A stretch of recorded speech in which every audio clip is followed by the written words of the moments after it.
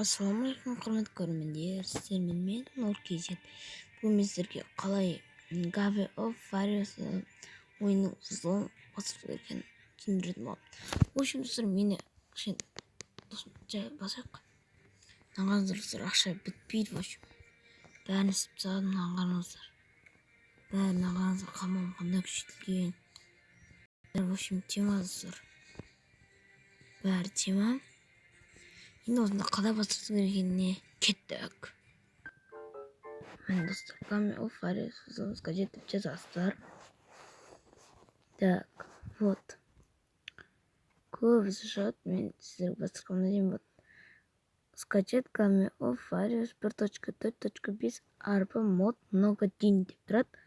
Соған кіресіздер. Вот осындай шығады. Мына скачатты басасыздар. Вот, скачатты басқаннан кейін мынандай бір нәрселер шығып кетеді. Оған қарамайсыздар, вот, мынаны бассаңыздар, скачать етіле береді. Мен сіздерге анық қылып көрсету үшін тағы бір нәрсе. Қазір 7, 6, 5 бәрін скачаттен мынаны баспайсыздар достар. Вот, этот мынаны баспайсыздар.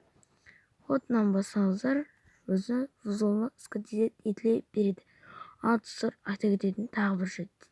Бұл вузлом болмай қалу мүмкін. Сондықтан достар, бір мысалда мынаның бәрі жоғалып кетеді дейікті. Вот, жоғалып кетеді дейікті. Қазір мен ойынға кірейін. Вот так. Вот достар, кіресіздер ғой. Так, кірейік. Егерде мынаны бассаңыздар достар. Қазір.